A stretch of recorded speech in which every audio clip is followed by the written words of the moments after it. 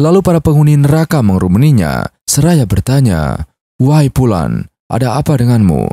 Bukankah engkau dahulu menyuruh orang melakukan perbuatan ma'ruf dan menjaga perbuatan mungkar?" Lalu ia menjawab,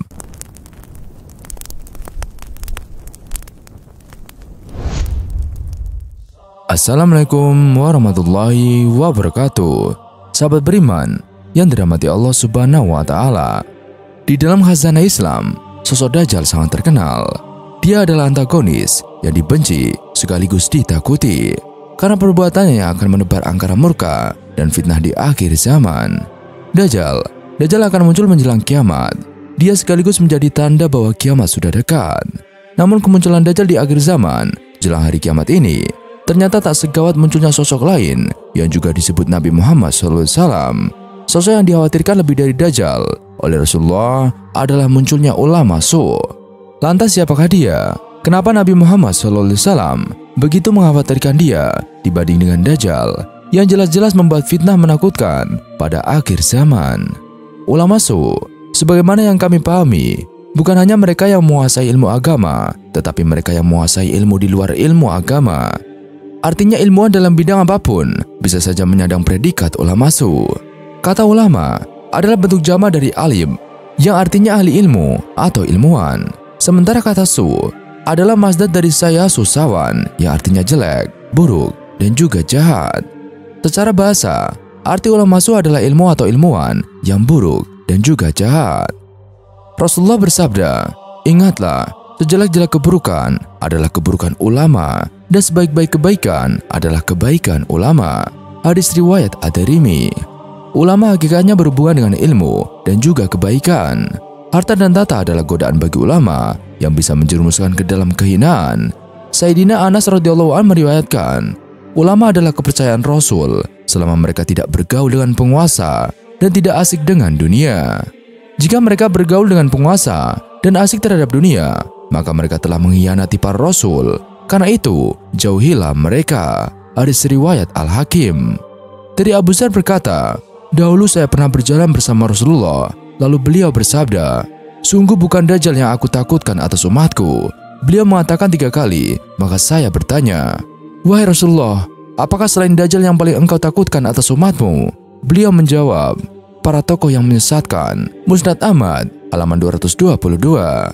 Di dalam hadis Nabi Muhammad SAW mengatakan, "Apabila seseorang di antara kamu bertasyahud, hendaklah ia memohon perlindungan kepada Allah dari 4 hal, seraya mengucapkan, 'Ya Allah, sesungguhnya aku memohon perlindungan kepadamu dari siksa neraka jahanam, siksa kubur, cobaan hidup dan mati, perlindungan dari fitnah Dajjal.'" Riwayat Bukhari dan Muslim.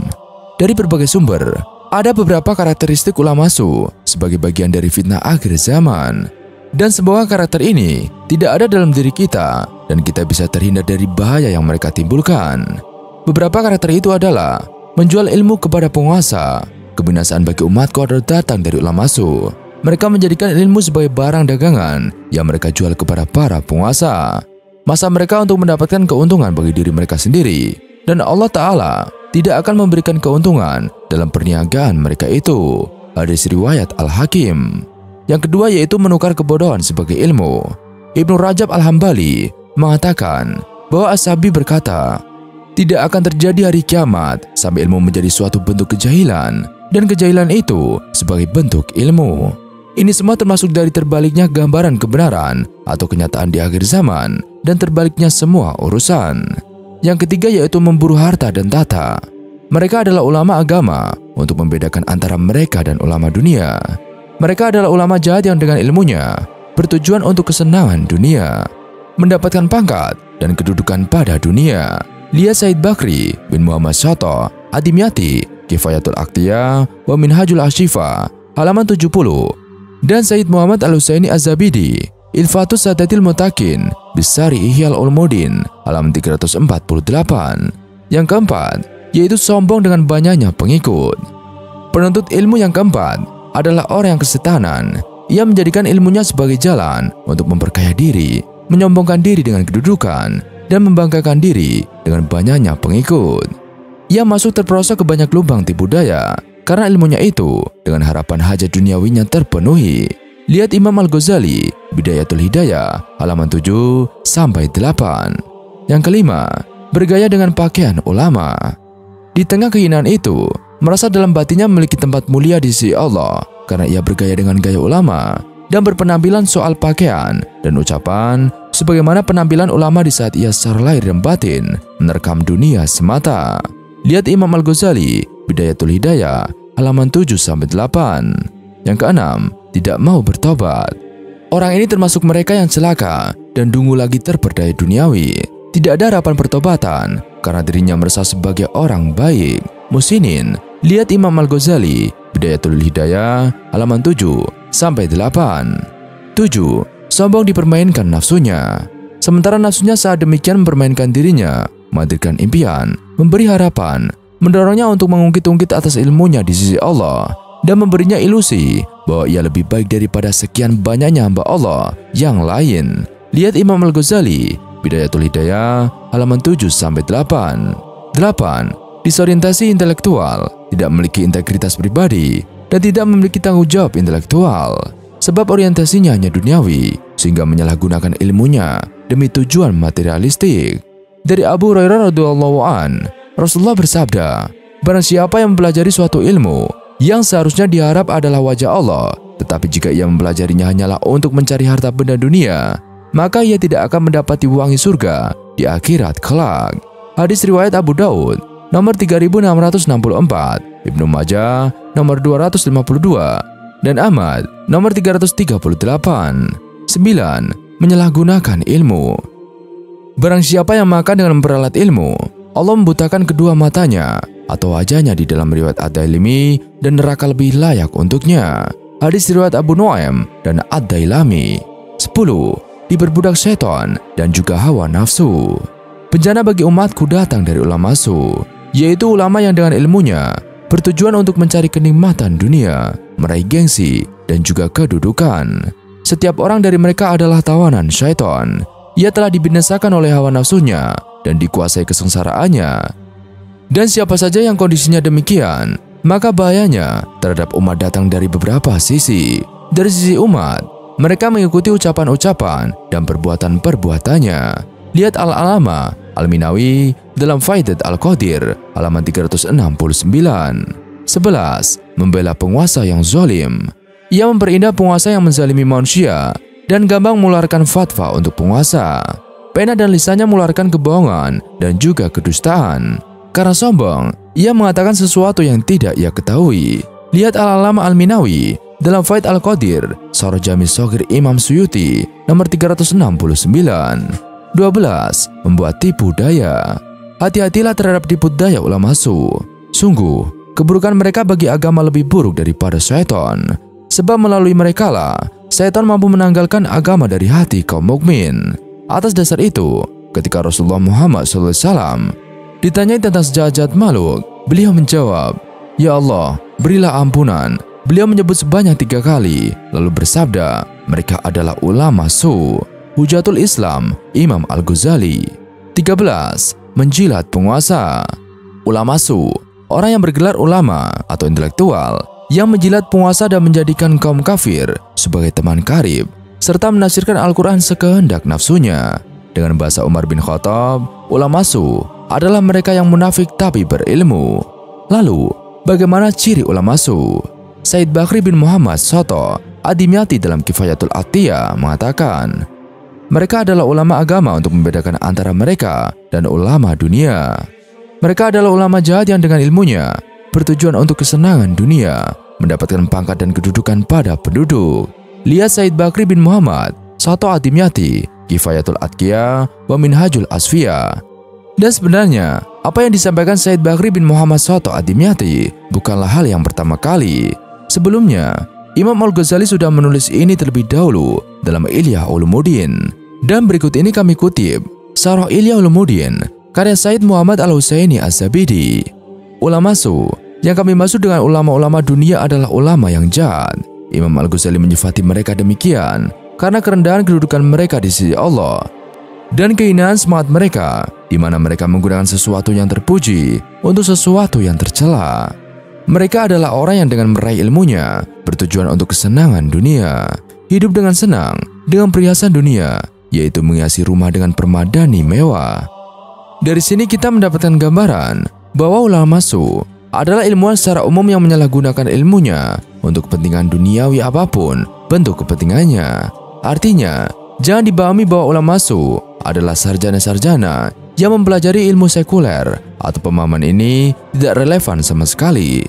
Sedangkan dalam konteks ahli ilmu agama, Imam Al-Ghazali menyebut sejumlah ciri-ciri ulama su, dan Imam Al-Ghazali menjelaskan 3 jenis niat orang dalam menuntut ilmu.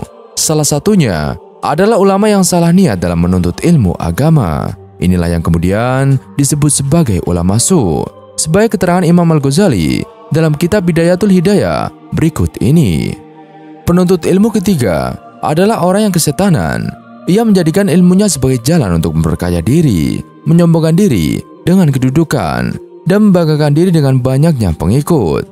Ia masuk terperosok ke banyak lubang tipu daya karena ilmunya itu dengan harapan hajat duniawinya terpenuhi. Ia di tengah kehinaan itu merasa dalam batinnya memiliki tempat mulia di sisi Allah karena ia bergaya dengan gaya ulama, berpenampilan soal pakaian, dan ucapan sebagaimana penampilan ulama di saat ia secara lahir dan batin menerkam dunia semata. Orang ini termasuk mereka yang celaka dan mereka yang dungu lagi terpedaya. Tiada harapan untuk pertobatannya karena ia sendiri merasa sebagai orang yang baik atau musinin. Ia lalai atas firman Allah Ta'ala, "Wahai orang-orang yang beriman, kenapa kalian mengatakan apa yang tidak kalian lakukan?"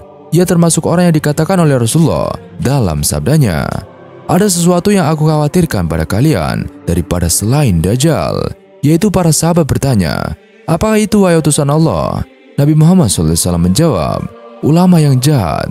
Kenapa demikian? Karena tujuan Dajjal hanya menyesatkan orang lain.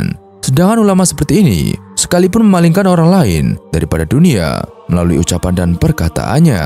Ia mengajak orang mencintai dunia melalui perbuatan dan perilaku kesehariannya. Sementara bahasa tubuh lebih efektif daripada bahasa verbal. Tabiat manusia, menurut tabiatnya, lebih cenderung membantu pada perbuatan dibandingkan dengan mengikuti perkataan. Mafsadat yang ditimbulkan oleh perilaku ulama jahat yang terpedaya ini lebih banyak dibanding kemaslahatan yang ditimbulkan oleh perkataannya. Pasalnya orang awam takkan akan mencintai dunia tanpa sebab kenekatan dari ulamanya, sehingga ilmunya menjadi sebab atas kenekatan hamba Allah yang lain dalam bermaksiat. Sementara nafsunya saat demikian mempermainkan dirinya, menghadirkan impian, memberi harapan, mendorongnya untuk mengungkit-ungkit atas ilmunya di sisi Allah, dan memberinya ilusi bahwa ia lebih baik daripada sekian banyaknya hamba Allah yang lain. Lihat Imam Al-Ghazali, Bidayatul Hidayah, halaman 7-8. Ulama su atau orang berilmu yang buruk. Di dalam Al-Quran, Allah Azza wa Jalla menyebutkan kisah seorang yang berilmu namun digelari buruk. Allah Azza wa Jalla berfirman di dalam Quran surat Al-A'raf ayat ke-175 sampai dengan ayat ke-177. Dan bacakanlah kepada mereka berita orang yang telah kami berikan kepadanya ayat-ayat kami atau pengetahuan tentang isi Alkitab. Kemudian dia melepaskan diri dari ayat itu, lalu dia diikuti oleh setan sampai dia tergoda, maka jadilah dia termasuk orang-orang yang sesat. Dan kalau kami menghendaki, sesungguhnya kami tinggikan derajatnya dengan ayat-ayat itu. Tetapi dia cenderung kepada dunia dan menurutkan hawa nafsunya yang rendah. Maka perumpamaannya seperti anjing. Jika kamu menghalaunya diulurkan lidahnya, dan jika kamu membiarkannya, dia mengulurkan lidahnya juga. Demikian, itulah perumpamaan orang-orang yang mendustakan ayat-ayat kami. Maka ceritakanlah kepada mereka kisah-kisah itu agar mereka berpikir. Dan amat buruklah perumpamaan orang-orang yang mendustakan ayat kami, dan kepada diri mereka sendirilah mereka berbuat zalim. Ilmu syariat bisa membimbing orang-orang yang memilikinya untuk menghiasi dirinya dengan alak-alak terpuji. Juga bisa mengangkatnya ke derajat dan kedudukan tertinggi. Dan ini jika ilmu dia mengamalkan ilmu yang Allah Azza wa Jalla anugerahkan dengan ikhlas karena Allah Azza wa Jalla. Namun sebaliknya, jika dia meninggalkan ilmu yang bersumber dari Al-Quran dan hadis tersebut dan mencampakkan akhlak yang diperintahkan oleh keduanya, melepasnya sebagaimana dia melepaskan bajunya, maka dia akan menjadi tawanan syaitan. Dia terlempar dari benteng yang kokoh dan berada dalam kondisi terburuk. Maksiat demi maksiat akan dia lakukan. Dan berikut adalah ciri-ciri orang yang berilmu tapi buruk tersebut. Sifat yang pertama, yaitu dia menyuruh orang lain untuk melakukan kebaikan, tapi dia melupakan dirinya. Ini membuktikan kalau ia orang yang tidak sehat akalnya. Bagaimana dia menyuruh orang lain meraih kebaikan, tapi dia sendiri tidak meraih kebaikan itu untuk dirinya. Allah Azza wa Jalla berfirman, "Mengapa kamu suruh orang lain mengerjakan kebaikan, sedang kamu melupakan diri kewajibanmu sendiri? Maka tidaklah kamu berpikir." Dan di dalam Quran surat Al-Baqarah, Rasulullah bersabda, "Perumpamaan seorang alim yang mengajarkan kebaikan kepada manusia, namun ia melupakan dirinya sendiri, laksana sebuah lilin yang menerangi orang sambil membakar dirinya." Dan beliau, Nabi Muhammad SAW juga bersabda, "Pada malam, aku diisrakan oleh Allah. Aku melihat orang-orang yang mulutnya digunting dengan gunting-gunting dari neraka. Maka aku berkata, 'Siapa mereka, wahai Jibril?' Maka ia menjawab, 'Mereka adalah para penceramah dan umatmu yang menyuruh orang melakukan kebaikan, namun mereka melupakan dirinya sendiri. Mereka membaca Alkitab, tidakkah mereka berakal?' Sifat yang kedua, perbuatannya menyelisih perkataannya. Ini salah satu ciri mereka, dan itu akan mengundang murka Allah Azza wa Jalla. Sebagaimana firman-Nya di dalam Quran surat Shaf ayat 2 dan ayat 3. Rasulullah bersabda, "Seorang laki-laki didatangkan pada hari kiamat, lalu dilemparkan ke dalam neraka, sehingga isi perutnya terurai. Lalu ia berputar-putar seperti keledai, berputar-putar mengitari alat giling atau tepung. Lalu para penghuni neraka mengerumuninya, seraya bertanya, 'Wahai Fulan, ada apa denganmu? Bukankah engkau dahulu menyuruh orang melakukan perbuatan ma'ruf dan menjaga perbuatan mungkar?' Lalu ia menjawab, 'Benar, aku dahulu biasa menyuruh orang melakukan perbuatan ma'ruf, tapi aku tidak melakukannya. Aku mencegah kemungkaran, tetapi justru aku melakukannya.'" Ibnul Qayyim rahimahullah mengatakan, orang-orang berilmu namun buruk itu duduk di pintu surga dengan ucapan-ucapan, dan mereka mengajak manusia untuk masuk ke dalamnya, namun mereka mengajak manusia untuk masuk ke neraka dengan perbuatannya. Saat lisan mereka berkata, "Ayolah kemari," namun perbuatan-perbuatan mereka berkata, "Janganlah kalian dengar ajakan itu. Andai apa yang mereka serukan itu benar, tentu merekalah yang pertama kali memenuhi seruan itu, lalu mereka terlihat sebagai penunjuk jalan, namun sejatinya mereka perampok. Ilmu mereka tidak bermanfaat dan tidak mendatangkan kebaikan untuk dirinya." Oleh karena itu, Rasulullah SAW memohon perlindungan kepada Allah dari ilmu yang tidak bermanfaat. Beliau, Nabi Muhammad SAW berdoa, "Wahai Allah, sesungguhnya aku berlindung kepadamu dari ilmu yang tidak bermanfaat, dari hati yang tidak khusyuk, dari nafsu yang tidak pernah puas, dan dari doa yang tidak dikabulkan." Sifat yang ketiga, yaitu mereka hanya ingin meraih kesenangan dunia yang fana serta ridho manusia. Allah Subhanahu wa Ta'ala berfirman, "Dan kalau kami menghendaki, sesungguhnya kami tinggikan derajatnya dengan ayat-ayat itu, tetapi dia cenderung kepada dunia dan menurutkan hawa nafsunya yang rendah." Quran surat Al-A'raf ayat 176. Rasulullah SAW bersabda dengan tegas, "Barang siapa mencari ridho Allah dengan sesuatu yang terkandung menyebabkan orang lain tidak menyukainya, maka Allah akan meridhoinya, dan Allah akan membuat orang lain menjadi ridho kepadanya. Dan barang siapa mencari ridho manusia dengan sesuatu yang mengundang murka Allah, maka Allah akan murka kepadanya dan membuat manusia ikut murka kepadanya." Jadi orang yang berakal sehat sangat berantusias untuk meraih ridho Allah Azza wa Jalla, meskipun dengan sesuatu yang terkadang membuat manusia menjadi murka. Dan sebaliknya, orang yang berilmu namun buruk, dia terus berupaya menggapai ridho manusia meskipun dimurkai oleh Allah Azza wa Jalla.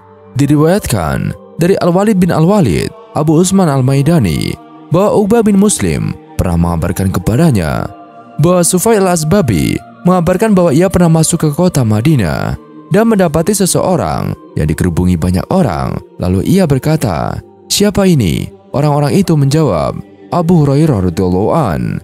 Mendengar jawaban itu, aku mendekat dan duduk di depannya.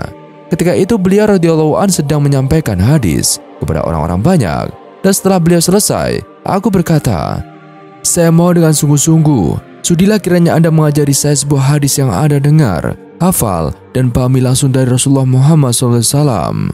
Lalu Abu Hurairah radhiyallahu an menjawab, "Baiklah, saya akan mengajari Anda sebuah hadis yang saya dengar, hafal, dan pahami langsung dari Rasulullah Muhammad SAW." Namun sebelum menyampaikan hadis itu, beliau radhiyallahu an sempat tak sadarkan diri dan akhirnya beliau radhiyallahu an menyampaikan hadis ini. Rasulullah bersabda, sesungguhnya pada hari kiamat kelak, Allah akan turun untuk mengadili para hambanya. Seluruh umat manusia datang berlutut. Yang pertama kali diadili adalah seorang ahli Al-Quran, orang yang gugur di medan jihad, dan orang memiliki harta yang banyak. Allah Azza wa Jalla bertanya kepada yang ahli Al-Quran, bukankah aku telah mengajarimu kitab suci yang aku turunkan kepada Rasulku? Lalu orang itu menjawab, benar wahai Robku. Allah Azza wa Jalla bertanya lagi, lalu apa yang engkau lakukan dengan ilmumu itu?